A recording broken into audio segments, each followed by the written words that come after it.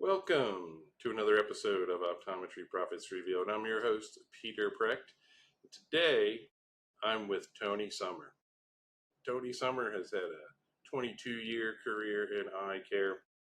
He started off as an Air Force Academy veteran, and there's several different things that you've gone through. Rather than me diving through them, I think I'm just going to introduce you. Thank you so much for being here, Tony. Thanks for being here. You bet, Peter, and thank you for having me. I know, we'll start off with where you are now, and congratulations, you're the CEO and the CCO, recently promoted of Treehouse Eyes. Talk about the culmination of your journey getting there, but talk heavily about them right now, what your responsibilities are there, and how you guys function in the eye care environment. Well, Treehouse Eyes is very mission focused on helping give children better vision for life. We are focused on, and no pun intended, on pediatric myopia management, and that covers a number of different products and therapies. We're agnostic on those, but we own 3 clinics where we see patients regularly, and we also have a large network of partners where we help them do their own myopia management programs, and we provide expertise, guiding, coaching, mentoring, accountability, and services to help them on their own myopia management journey. Our entire focus is on helping more children be seen. That's what we do. Your work history is got quite a bit of myopia management themes throughout your time, and we know that at least we're able to see something impact the development of myopia. But at the younger ages, talk about that. How are we? You just mentioned the beginnings of this started in audio, which I found Yes. kind of interesting. What I found interesting, if you think through myopia management, it started as kind of, I'll call it frontier science, right? Because we kind of don't know why we get myopic. Right. We know axial link's involved. So as you start thinking about how quickly can we spot this, you've got that dynamic. So you've got kind of indications, and then you've got products to treat it, but nobody's starting at the beginning, right? So what I came across is something called House Resolution 2527, and I came across it because of advocacy by the Myopia Collective and the American Optometric Association getting behind it. Now, what is House Resolution 2527? It provides a federal framework for vision screening and testing at a very early age. And why is that interesting? Because it is fashioned after a similar law that was passed in Congress, and very importantly had some budget around it and a regulatory framework for auditory. So as you do some more digging on this House Resolution 2527, you can find that auditory, maybe 3% of the children at the beginning of this century were screened for hearing, and 97% weren't. Well, now 25 years later, they had a similar piece of legislation and a framework that was set up, and now it's 97% of children are screened for auditory at a very early age, babies, Right. And that way they can be treated if they have a problem. And it's not a bunch of money, because most people think, well, federal government brings money. It's not that. It is a framework and an environment that allows state and local governments to go ahead and build programs and have an anchor point, right? I'm not very much into government affairs. I'm not skilled at that. I'm a sales and marketing guy, but and a myopia enthusiast, But very exciting about that, because it allows other people who do this thing to have that framework. And think about what will happen if we can do vision screening that early. Well, the implication is unbelievable. To me, like you talked about axial length, I bet you we can find other reasons. I bet there's other Obviously, the more you look at something, the other data you're going to find. I mean, that's, Tons to of me, that research. Tons right. of research. Yeah, so the opportunity is there to expand out in eye care in directions that we may not even be aware of at this point. And I think that's, to me, that's fascinating. Now, most of your career has been contact lens, and obviously we talk Yes. a lot about frames and lenses in this environment. But I want to talk about something specific because I'm fascinated with it. But I want to talk about monofit. We touched on it very briefly before we started recording. To talk about those experiences, and then talk about the SEMA lenses, and then your Visticons. Just like, what did you see? What you mentioned a lens a few minutes ago that ended up being ideal for another treatment, and it was a multifocal lens, and I don't remember the name of it, but Right. Yeah. So my own personal journey through vision care has been through manufacturing, right? The manufacturing side industry. I'm not a clinician myself, never worked in an optometrist's office. Um, and, and I learned about contact lenses and, just from being a user when I was very young, coming out of school. So when I started working in vision care, I had products for presbyopia multifocals. I had no idea what they're for because I was not a presbyope at the time. I was much younger then. But I learned that ways to treat presbyopia were to do monovision, right? One near, one far. My father, that's how he was treated. A lot of patients that I knew were treated that way. That was kind of how you were taught to do it in soft contact lenses at that time. Fast forward, we had multifocals that we were trying to market. And the magic of multifocals was that you didn't have to do monovision, right? right, Um, and and the interesting thing, even with that, is that for contact lenses and presbyopia, for the most part, it is time consuming. It does not give the benefits that patients want because they're used to seeing perfectly or with their single vision contact lenses and they have crisp, effective vision. Well, you have a lot of trade offs with the multifocal, and even with monovision, you have an adjustment period. So, a lot of optometrists shy away from doing contact right. lens fits, and they'd rather do progressive spectacle lenses. It was more impactful. You had an entire infrastructure to help train and for the patient to adapt. They had potentially a better effect. I've never worn them. I've always worn contact lenses. So it, it was just that was what I learned, right, with monovision and monofits. To your point, Right, right. And it there's no question that there's a heck of a lot more flexibility. There's a lot of adjustability with a set of glasses. There's a lot. We bring them in and out and up and down. You don't have those kind of you know abilities with contact lenses. It's very finite. So you talked about those multiple visits. Those scenarios that aren't a good fit for whatever may be going on. I think of eons ago. This is when my oldest was born. I remember fitting a guy who was came in seeking a progressive lens, and the problem was that as I talked with the guy, he had had neck surgery. He was wearing an executive. I mean, I was selling a nightmare back, problem back to myself. So, you know, he ended up listening, and thankfully that it ended up going the way that you know that was seamless and easy.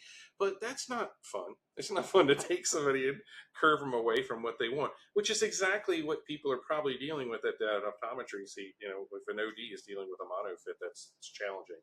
We're back and mm-hmm. forth. Or they may not know distances that they live in, work in, whatever may be the case.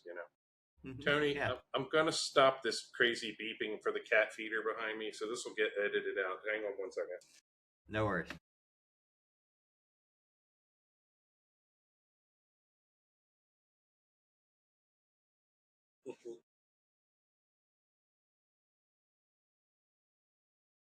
Yeah, in action. Um, uh, so, as we talk about that contact lens journey and how you've been through different places and how that's plugged into. What did you bring with you from that helped you get involved with a situation like Treehouse Eyes? Because that's, I don't know, that seems like such a dream situation to me. It But is. It probably is. it probably you probably see uncomfortable things, but at the end of the day, you know there's answers coming, and it's not has nothing to do with insurance. So talk about what you guys are. How does that work? Okay, so for Treehouse Eyes, we are a global fee environment, and we don't accept insurance. So um, a parent brings their child in, um, and they've had education about the entire myopia management category, what to expect, what the visit's going to look like. They come in. It's an hour-long workup, and it is a comprehensive exam. And at the end of the journey, they enter generally a 2 year commitment with us because we set up follow on and follow up appointments. The doctors, the clinicians pick an initial therapeutic direction and they go from there. Now, why do we do global fee? Global fee is simpler for our patients and allows clinical freedom for our clinicians. So Okay. Because the other thing is, if the child isn't responsive, and we're seeing them on their third month follow up, Right. the clinician can say, "Well, this isn't going where I want to go," or "I need to do a combination therapy," and they just do it. So that's why we charge a global fee because it allows for the clinician total freedom, and it Yeah, is easier for the parents to understand. that makes sense. Well, the flexibility that you kind of need to be there. I know we're ping ponging around a little bit here. Back to myopia management. You had a post a week ago or something like that where you were kicking around. Oh, so should we make it billable? Should we not make it billable? I'm gonna let you kick that one around. I So don't know. I really don't know. I don't. I just don't know. So I'm not an insurance guy, don't know much about it, right? But what really piqued my interest in June was the American Medical Association. In their General Assembly, they had a resolution called 411 or 411, which I thought was interesting, right? Yep. For information. Mm-hmm. And they they declared that myopia is a disease and it should be treated as such, Yep. right? So Yep. you've got the physicians saying it. Now, why was that interesting? So, optometry pretty much has been the leader of myopia management and probably will continue to be that place. There are more optometrists practicing myopia management, and a lot of the products are focused on optometrists and ophthalmologists. They don't do that. Pediatricians don't treat it, et cetera, et cetera. But what Right. this does is it sets up a chain of events that could eventually lead to reimbursement through medical insurance companies. Now, that's not going to happen next month. It's not going to happen next week. It's not even going to happen next year. There are a number of wickets that you have to go through in order to have CMS take it on, get codes set up, um, have funding by the federal government, adjudication on that, lots of commentary. The insurance companies have to take a look at it. There are tons of stakeholders and tons of moving parts in some of the world's largest bureaucracies, right? So this is going to happen next year.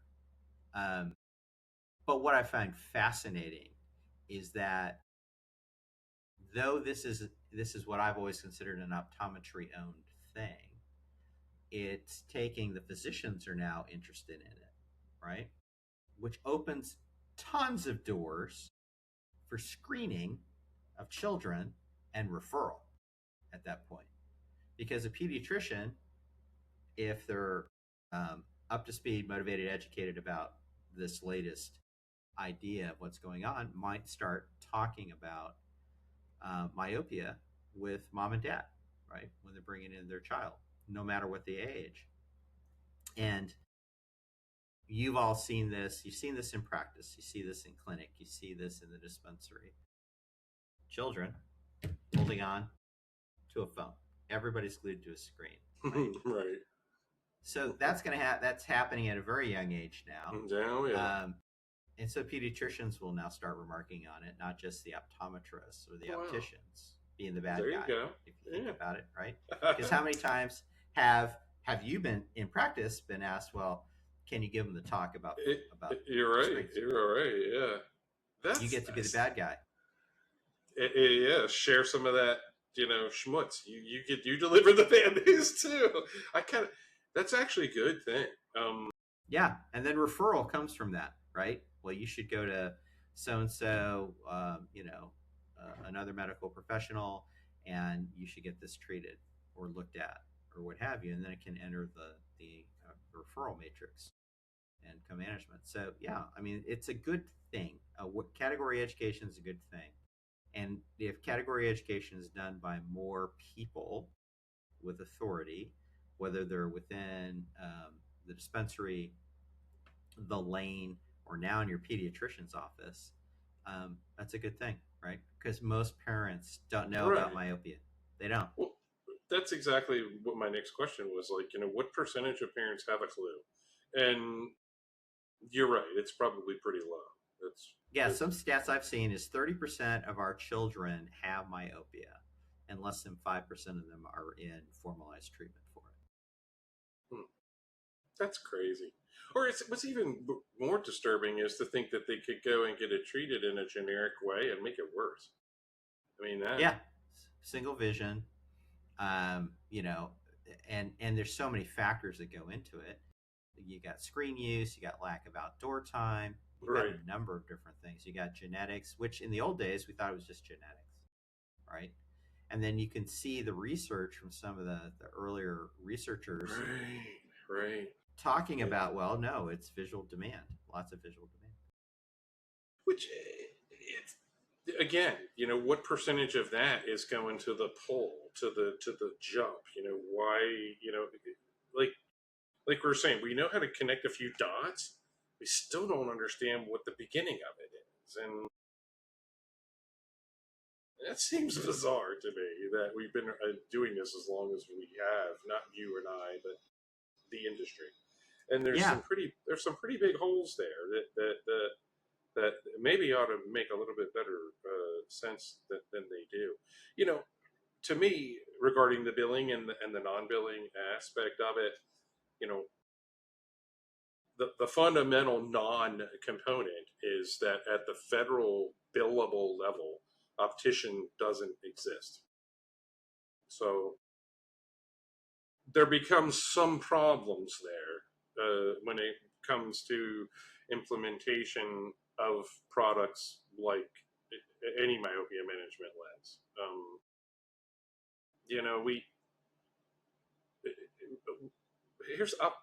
Here's an ugly softball that neither of us have an answer to at all, that we mentioned before we were recording. Okay, somebody comes in and it's blatantly clear you're going to enter a myopia management program, and they want to order their glasses online. Right now they won't be able to. Right. But if enough of them want to, yeah, I don't have an answer for this, and hopefully right now that's easily remedied and built through, and I don't know the full ramifications of it. I really don't. I know that there are places where things can get billed and things cannot get billed, and the fact that 411 took place, to me, may open the door, as we're putting legislation together to become certified here, to actually acknowledge and put on paper that an optician exists, considering there's hundreds of millions of people that refer to their optician or themselves as one. So, it's a strange and mighty thing to think how political and insurance can weigh in on the terminology, which ultimately creates a billing code, which kind of answers the question for us. Obviously the optometrist has some vested interest in dealing with this, but you hit on it earlier.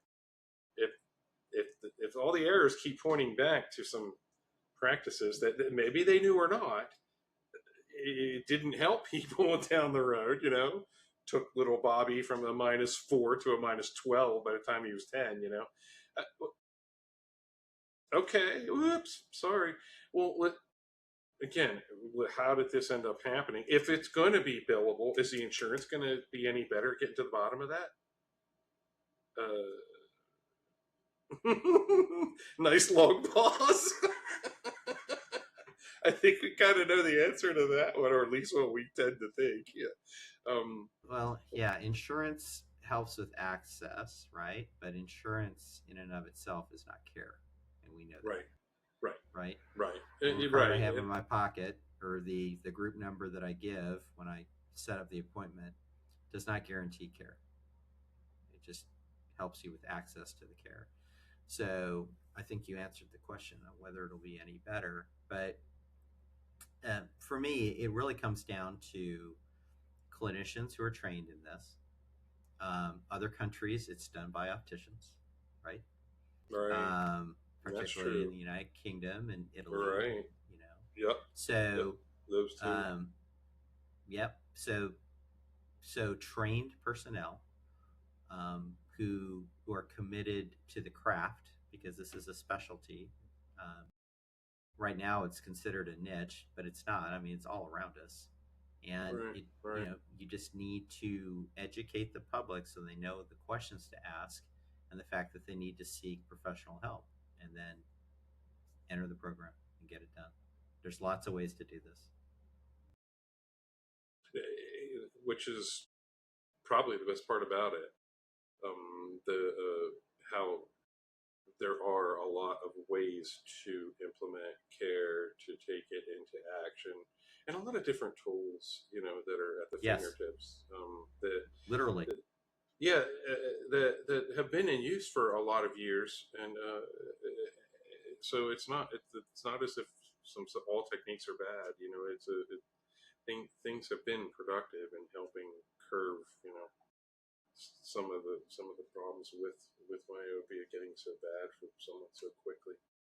So let's talk a little bit. I asked you to kind of kick this around in your head before we started going about a tech experience over your time that was good and then maybe not so good. And then I'm going to kick off a new segment with you after that. So give us a thought. Give us a thought of a contact lens or a dispensary experience, whatever. Give us a tech that you think was a game changer and you loved it, and then maybe one that wasn't. So we could go really old school and talk about what is usually a taboo topic, which is 1-800 contact lenses, right? Okay, let's do it. That's a huge technological game changer, because it first used the phone, but it went online pretty rapidly when online became the thing. And tech experience, it's really good. It's got a great user interface. It's easy to use.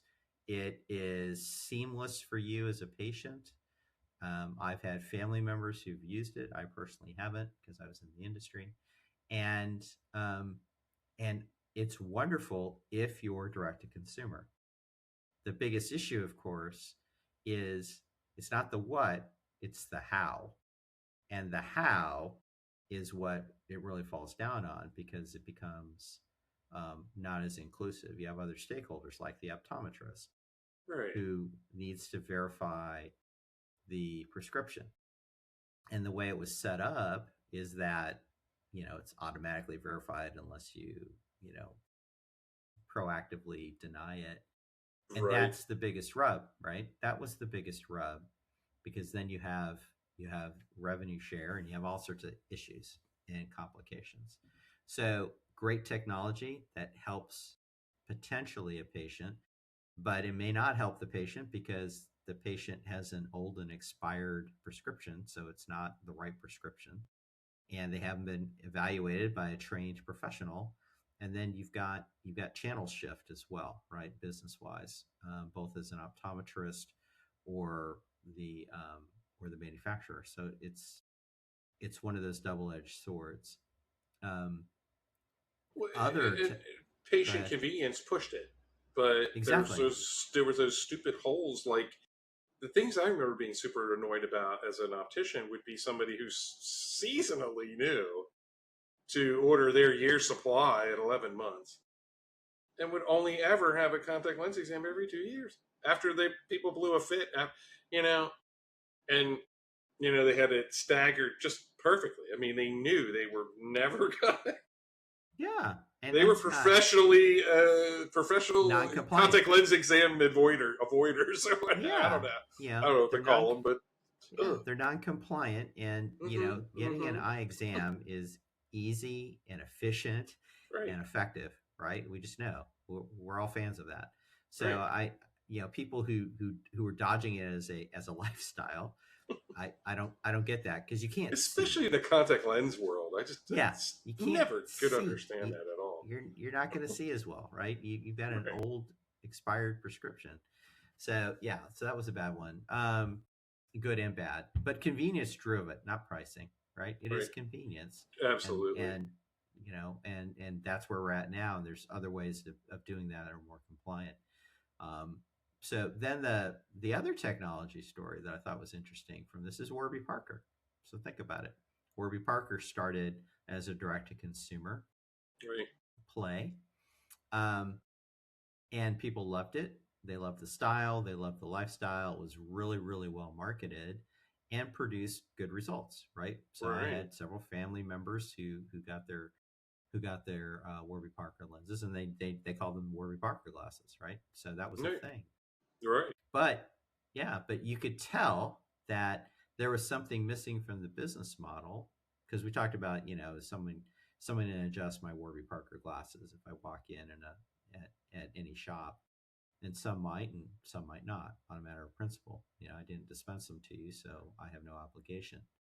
But Right. you could Which was you an could unintended pain. yeah, it's an unintended pain, right? But then Right, right. but then Warby Parker saw the benefits of having a physical presence, There you go.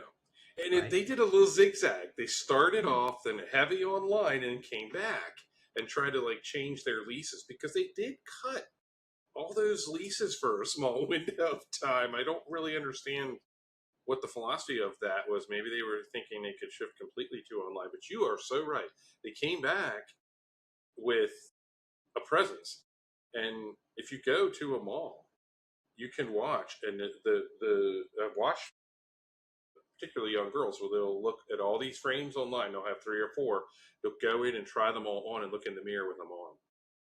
Put them back and go to the bed, shout them all in order. And I just showrooming, it's yeah, exactly. It's well it's Best Buy. but it's also right. Mod Pizza, Yeah, Subway. yeah, it, well, you know that fits their lane. It's relatable. It's important to them, and let's go forward to where Warby Parker is involved in education in Indiana at the high school level.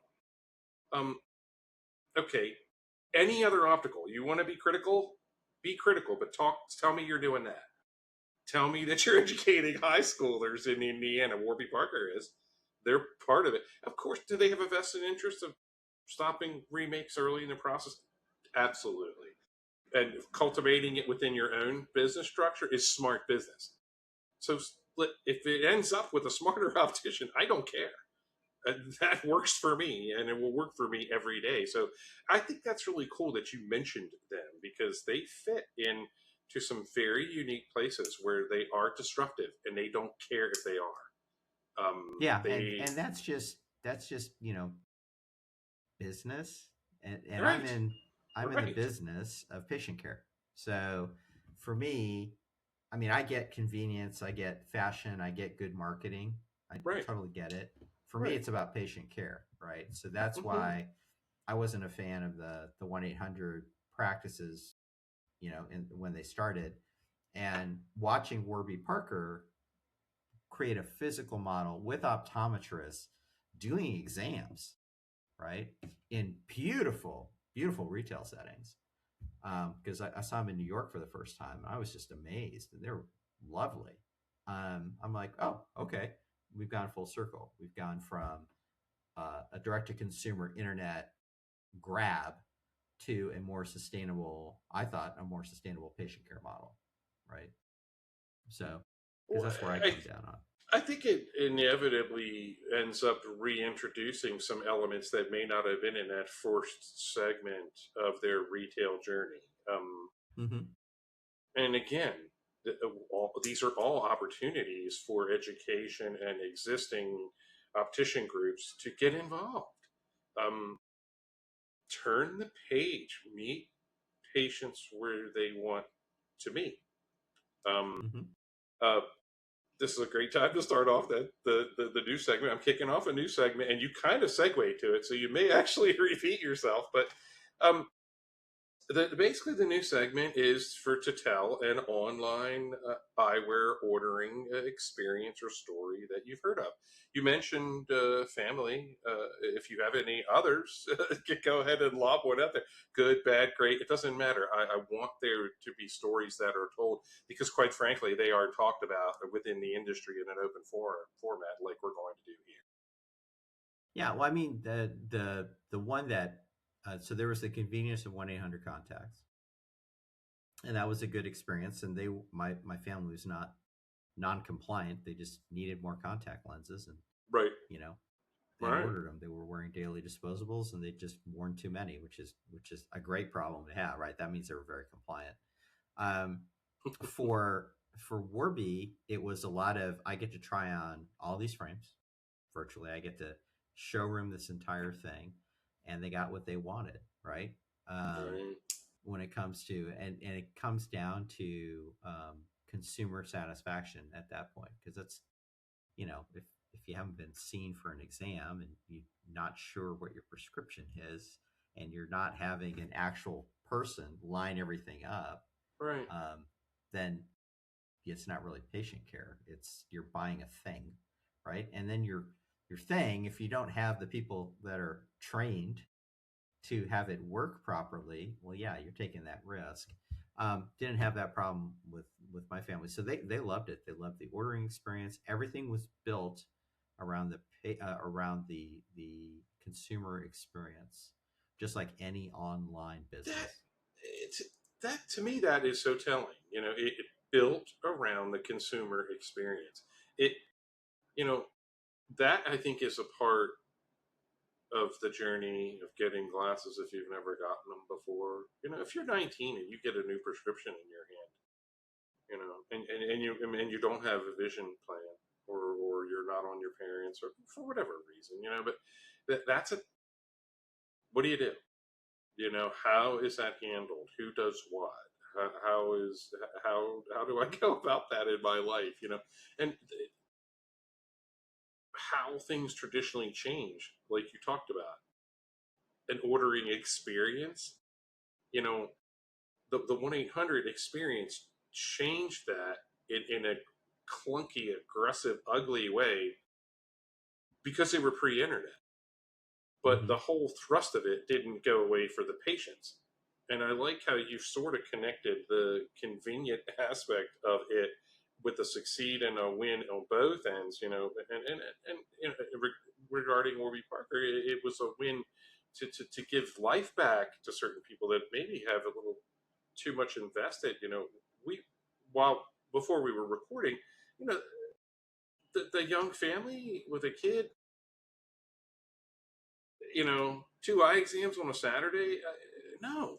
Of course they're going to want to do that in any other way that they can really do it. Get in, get out, get your script and go. They want their Saturday back. It's not that they want to buy so much less, it's that they want some of their life back. And, you're working 45 hours, you're raising a family, you're trying to make sure you're not going to, run out of everything.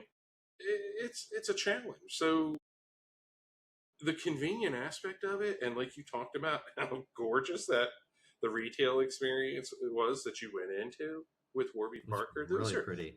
Right. What a good combination.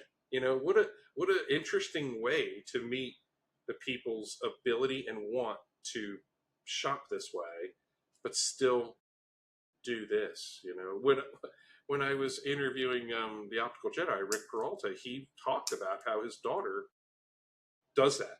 She'll look here, do all of her homework here. I don't know if you're seeing that, or my children are in their 20s, and I do see that.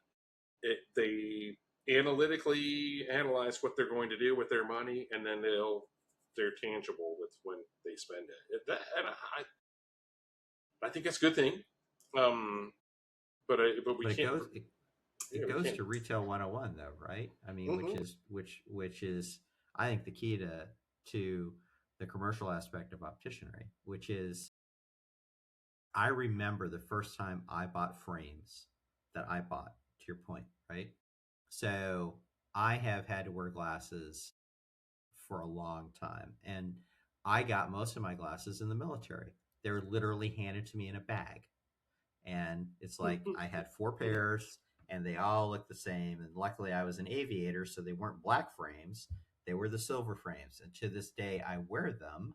I wear those frames, and I just have the spectacle lenses redone because where I live, there aren't very many people who are Air Force veterans. So I don't look like a dork, right? So I wear them. But when I got to choose my own frames, what I loved was I got my eye exam, and the optician, I was given to her, and she looked at my face because I'm Hawaiian Chinese. I've got a round face. And she's like, we're going to go over here. Didn't ask me how much I was going to spend. We're going to go over here because these will look better on you. Right? And yeah, it was.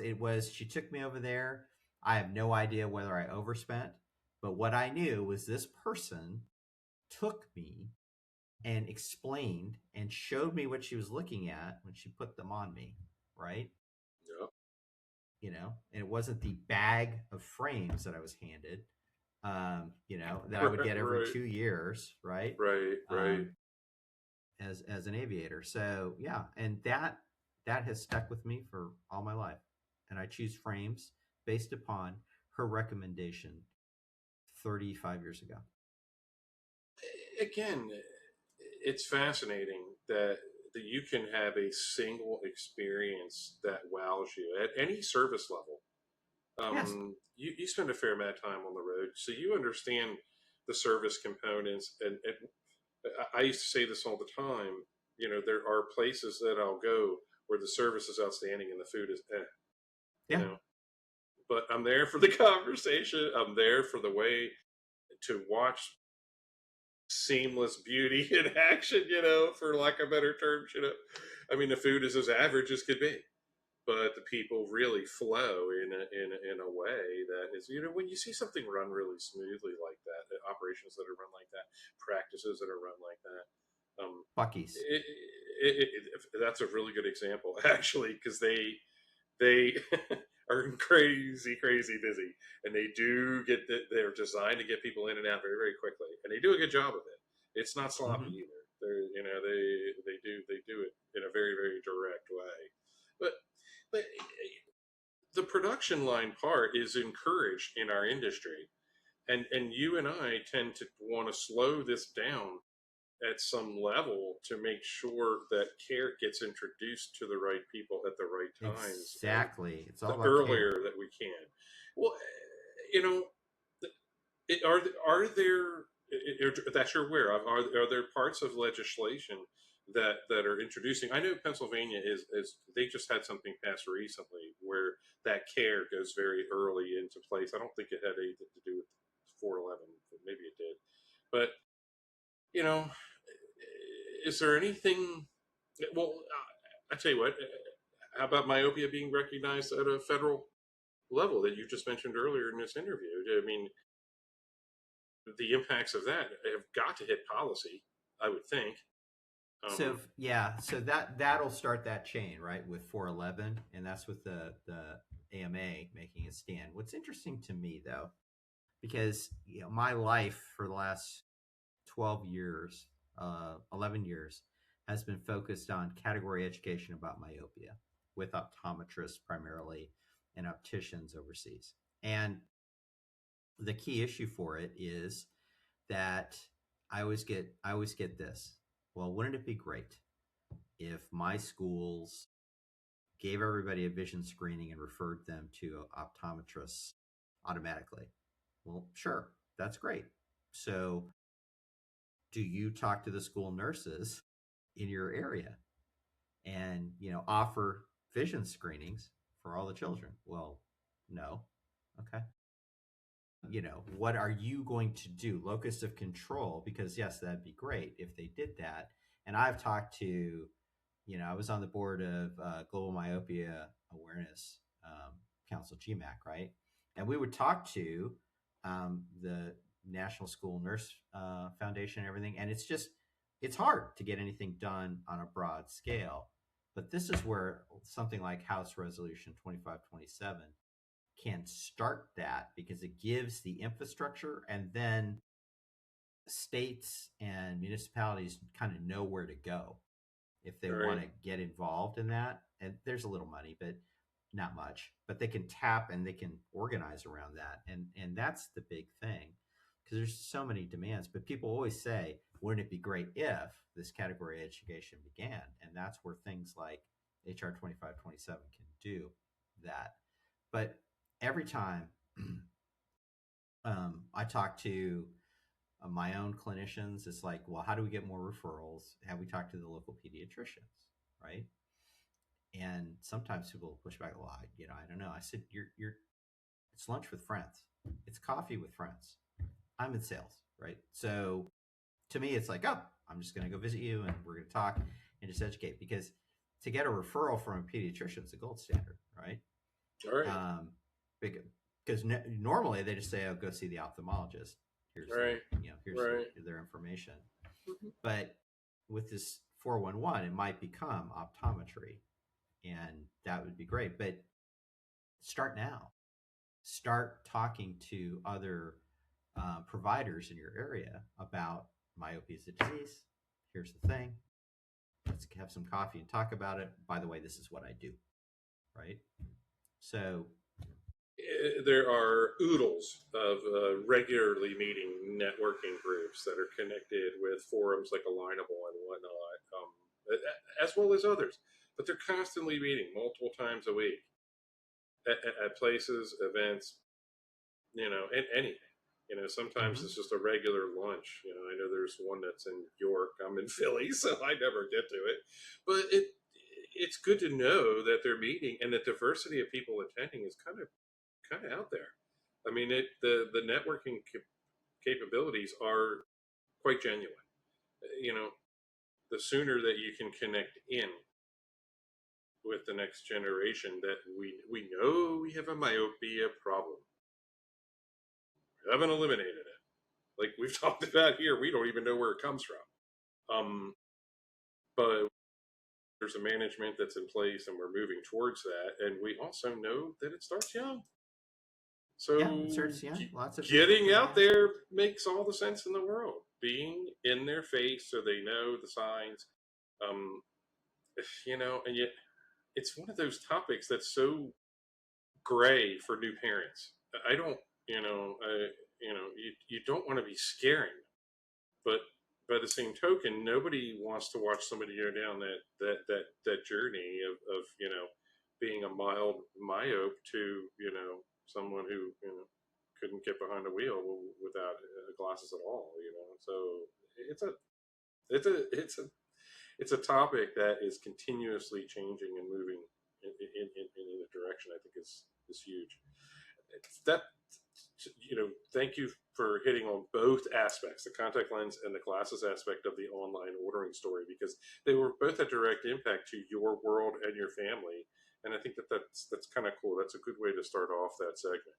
Is there anything that we did not hit on that you specifically want to talk about? I'm amazed at the fact that Treehouse Eyes is able to be a self-standing on its own entity, which, when I say on its own, I mean not attached to policies and procedures that are going to be dictated by an insurance group. I think Yeah, the whole thing about what I love about Treehouse Eyes is it's focused on category education in our local markets. And there's a lot of ways of doing that, right? But what I think is interesting for us is we don't think of new patient sourcing as one thing. We have an entire group of activities, Right. referrals, Right. right? Referrals is a Yeah. big one.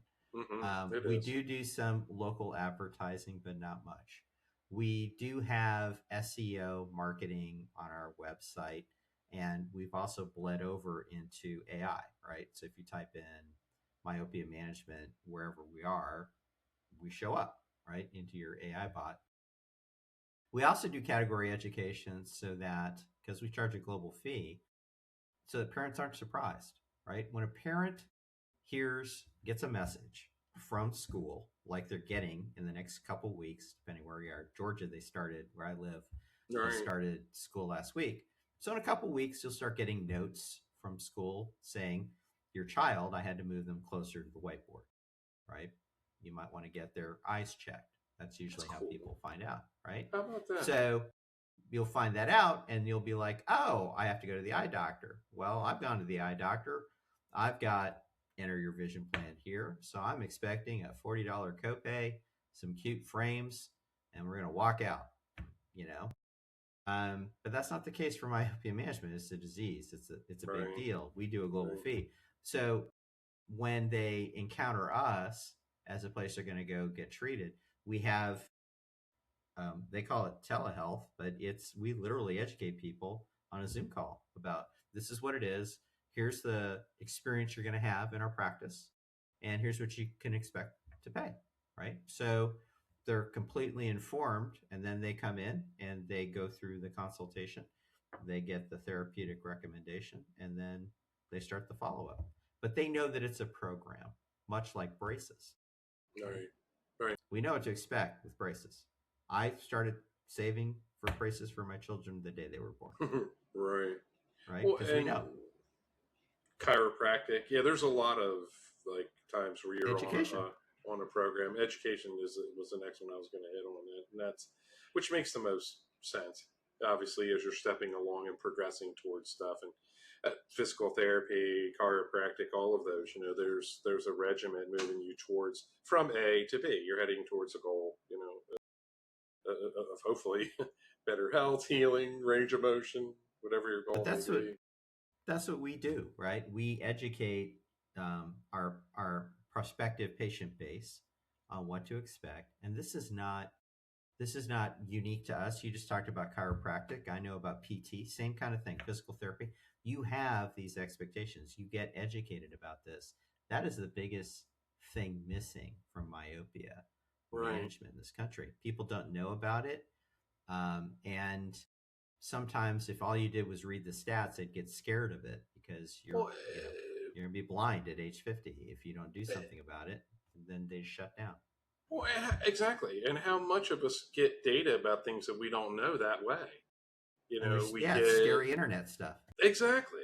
And whatever the algorithm is going to scare you some more. Woohoo! Yeah. Let's So let's come get on, on baby, X see and get us. really scared on X. But Yeah. it's Yeah. And I it's yeah. it, But it, so I'm proud of us doing the category education and the right, intake. And for me, it's all about patient experience. You could tell from the way my family responded to the two examples I talked about. I really right. follow how people encounter our services and go through our treatment. It's very important to me because I want them to get what they want so they can get their Saturday back. Well, Right. you ask difficult questions, and that's one of the things that really attracted me to you on LinkedIn is that you don't shy away from some topics that aren't really fuzzy and warm, and Yeah. how are things going to move past the gray areas, past the closed doors? How are we going to do that in an effective way to connect and bridge those gaps, build the bridges that are missing? We And always nothing's come back fast. to no, no. Well, even in Pennsylvania, we submit this legislation. 26. We don't expect anything to be implemented on the ground until well into 27, if it even passes. Yeah, if it even If passes.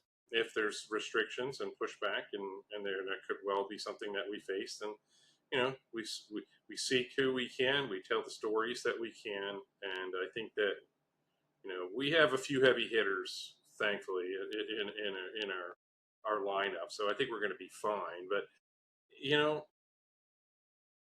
building a legislative roadmap, that can be implemented in other places is what we're trying to do, and connecting that care to delivery rooms, as you and I have hit on, is, it's the natural extension of what we do.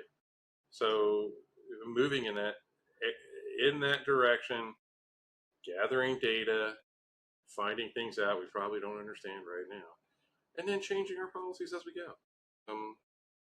I think that's about everything that we're supposed to do in that care environment. And again, at least myopia care has shifted and moved towards it, which I think is wonderful compared to when certainly when I started, and certainly 25 some years ago when you began. Was there anything else that you wanted to add into this mix? I will add that I vicariously follow you, live through your AT trail experiences. That I think it's completely awesome. I love that you document when you do it. I also like your follow-ups, when there's regular posts and then there aren't any, or there's those of us that are like, oh crap, is Tony okay? Did he pull a hammy and is he on a rock somewhere? Well, I got a really good one from so I ran into a bear last Friday and posted. Oh wow. You did, yeah, yes, so, you did. Yeah, That's cool. And that was fun. So yeah, it's I love the Appalachian Trail. I love it because you can recharge. A walk in the woods, as they say. My friend Tom Arnold actually gave me that book. So yeah, it's a great place to go so you can think. We talked about that, and I love the social aspect of the trail because I